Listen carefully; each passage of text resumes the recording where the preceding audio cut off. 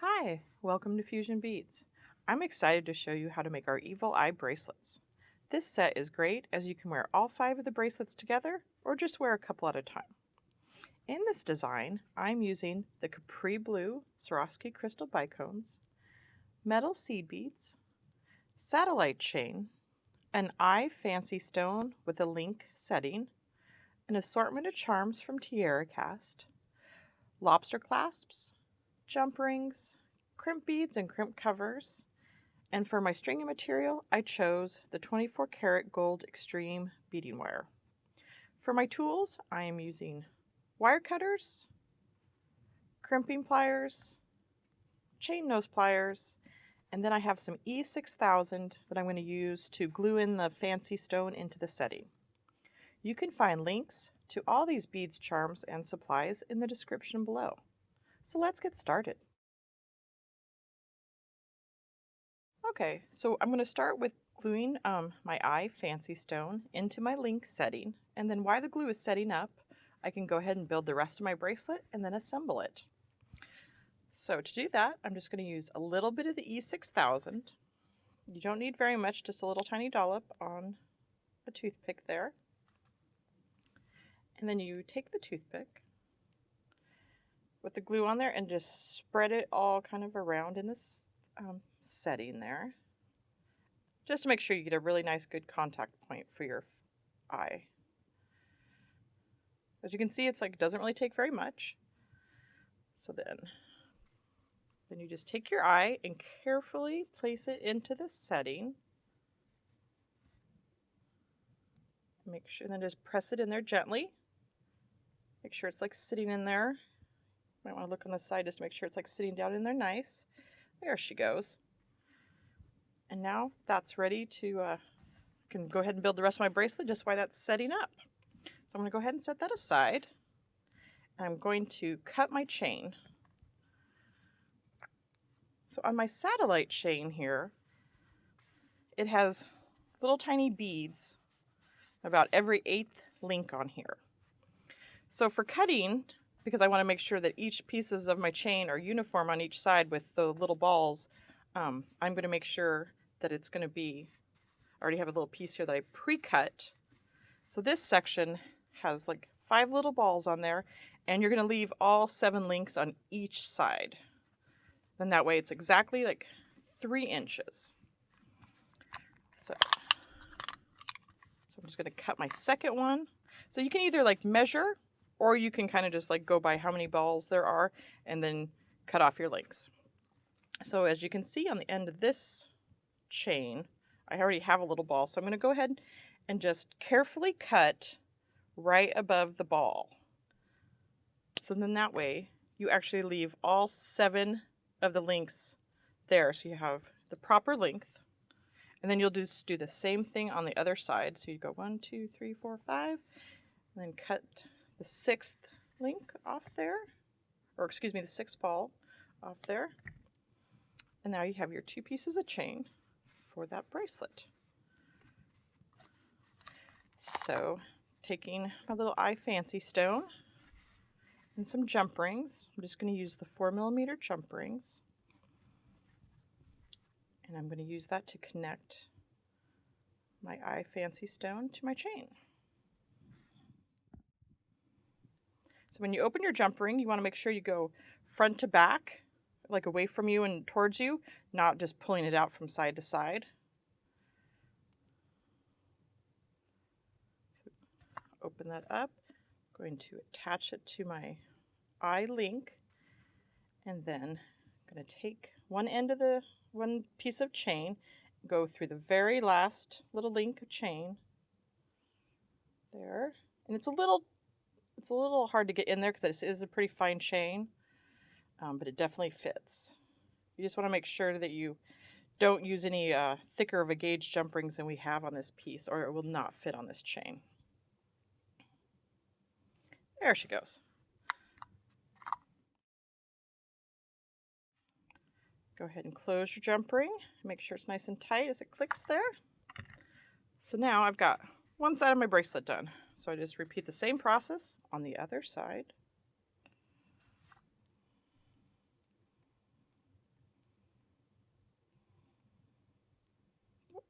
See if I can find my opening to my jump ring there.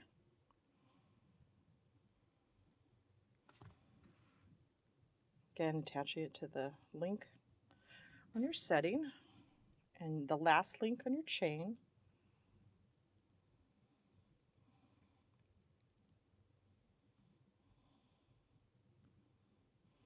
As you can tell, sometimes it's a little hard to get it in there just because it is tiny, but it does definitely fit. And get everything to work.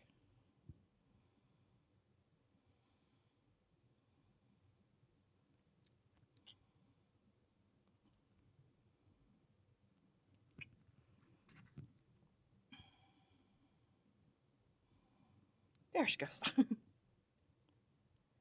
Go ahead and close your jump ring. So there. So it's mostly complete, and then I'm just going to use a lobster claw and a 6mm jump ring to use for my end, for my attachment, and then I'm going to use a 4mm jump ring again to add my lobster claw clasp.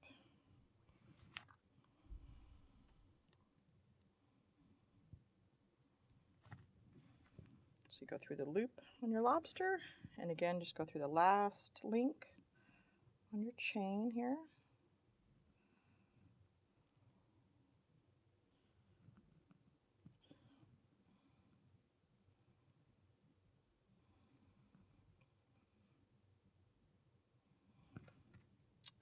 Sometimes on your jump rings, like one end might be a little bit more, have a little bit of more of a burr on it. So sometimes if you flip your jump ring and just try to attach it to the other side, it'll go a little smoother.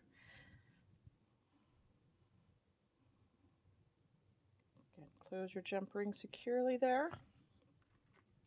And then on the other end, attach your 6mm jump ring.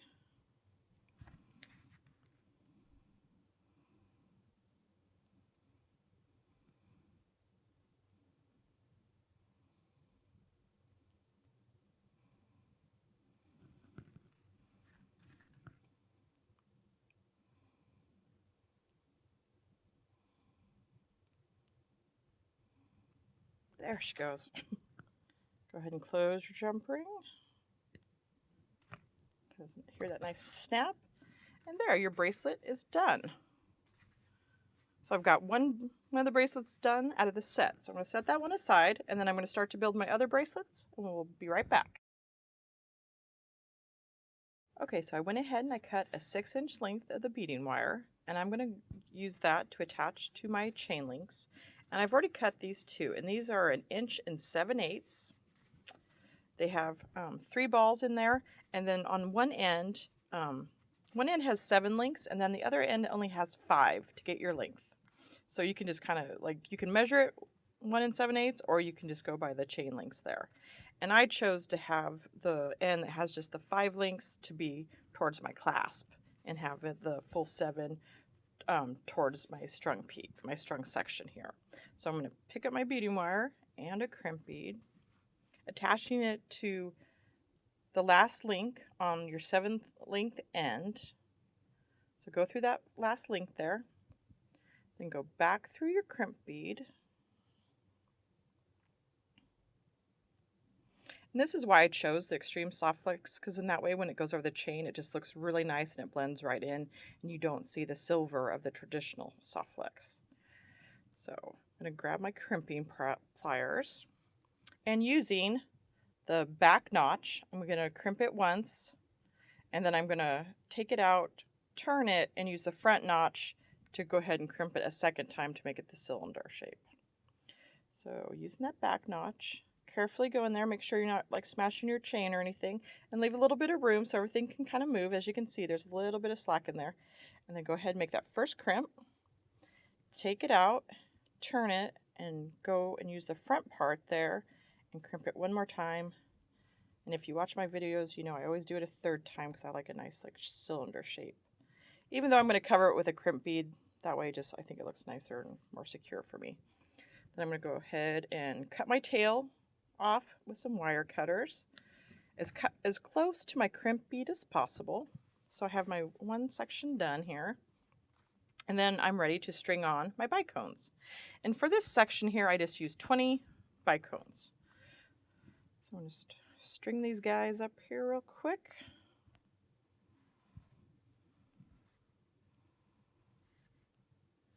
In this section too, my charm, this is where my charm sits. So you could either string on your charm and jump ring as you're stringing, or you can add it later, whatever you want to do. I ended up adding mine later, so that's definitely doable, and you have enough room in there to get in there and do that. And the reason I chose to still use the 4mm jump ring in this section to add the charm is I didn't want it to float over the crystals. I wanted that charm to sit in a certain section. So then that way it's like it sits kind of in between the bicones. But if you wanted it to be able to move over the bicones and stuff, you could just use a bigger jump ring. And then that way it could kind of float and move around. Got 2 more on here. All right, so my little strung section is done. So then I'm going to go ahead and attach it to the other end of the chain. So again, just pick up a crimp bead, and in the same process as we did the other end. Again, making sure that you're attaching it to the end of the chain that has the 7 links, not the 5. String it through your last link on your chain. Go back through your crimp bead.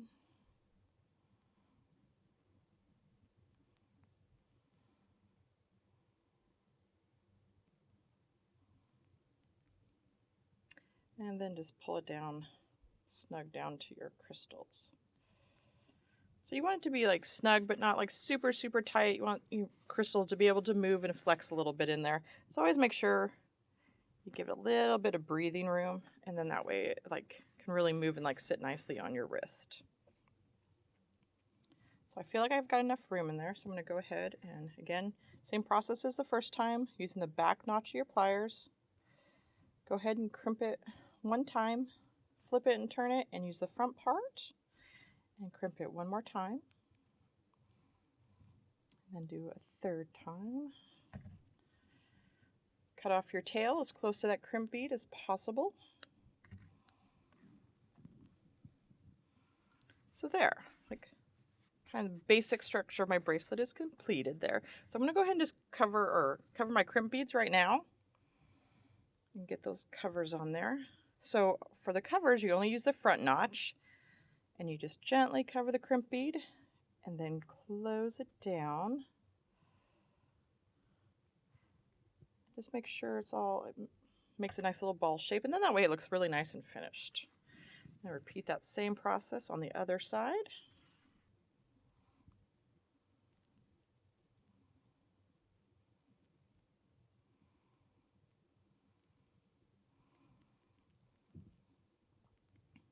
And sometimes you can kind of tell your crimp bead cover will start to like try to overlap a little bit. You can just kind of open it up and turn your pliers, and then gently close it on the front, and then that way it will help keep its shape. So I've got that on there. So I'm going to go ahead and add my clasp, my lobster here, and then I'll do my charm last.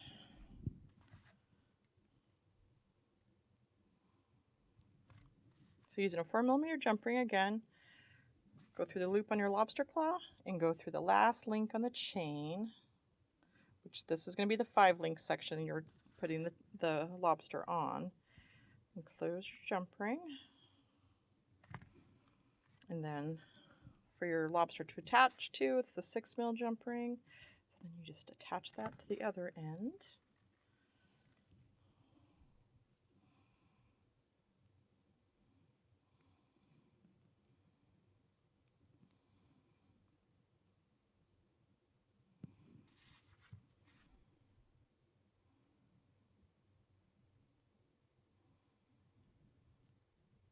Make sure you get a nice closure there on there.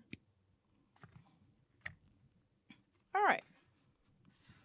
So you could, at this point, you could put your charm wherever you like. Because this is a 5 set, I went ahead and I staggered all of my charms. So I'm going to go ahead and add my little charm in between the first and the second bicone on the end that has the 6mm jump ring. But really, you could put it wherever you like. And if you want all your charms to be in the center for all bracelets, you could do that too. Whatever your aesthetic is that you like. You do want to make sure you just open your jump ring enough so that you can get the charm on there and around the little between the bicones there. So using this cute little charm, you go ahead and then you string that in between the bicones here. And I know it's like my hand's kind of in the way, but I'll show you here just in a second when I get it in there.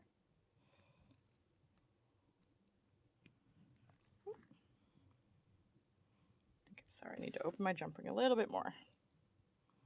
And if you find this like difficult, again, like I said, you could totally string it on there.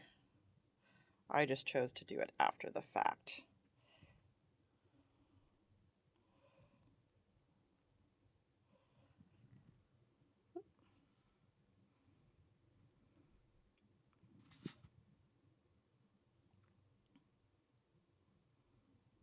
And then just close your jump ring.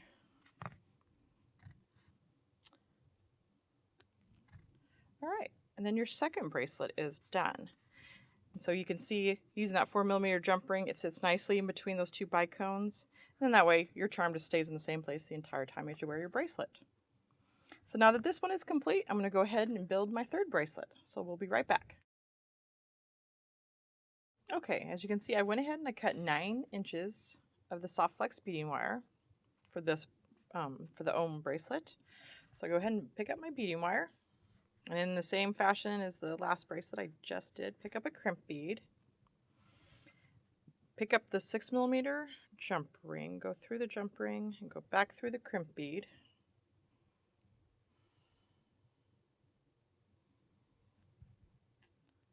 And then go ahead and crimp your crimp bead.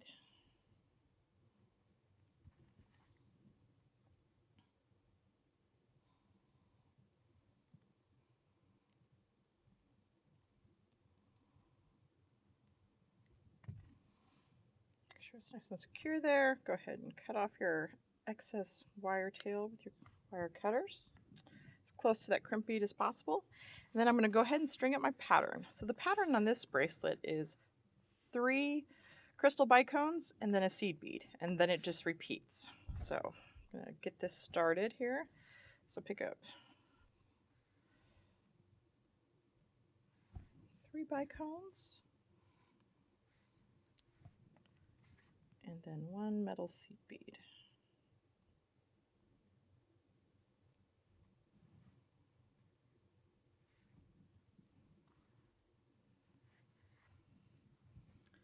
So you have 3 bicones, 1 metal seed bead, and then just 3 bicones again.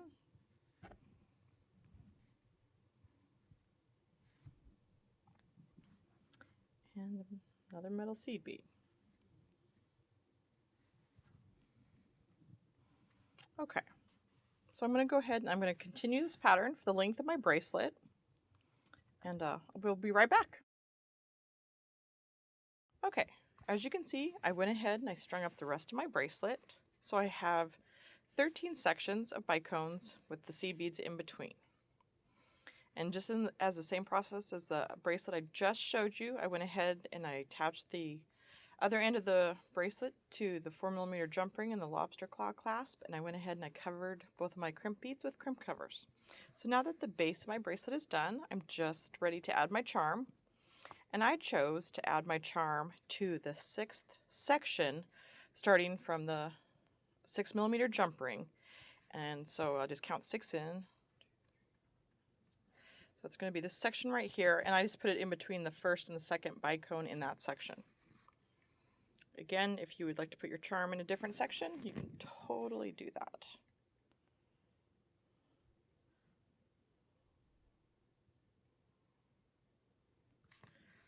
So just open up your jump ring, your 4mm jump ring, you add your own charm. Find your 6th section, and I just went in between the first and the second bead.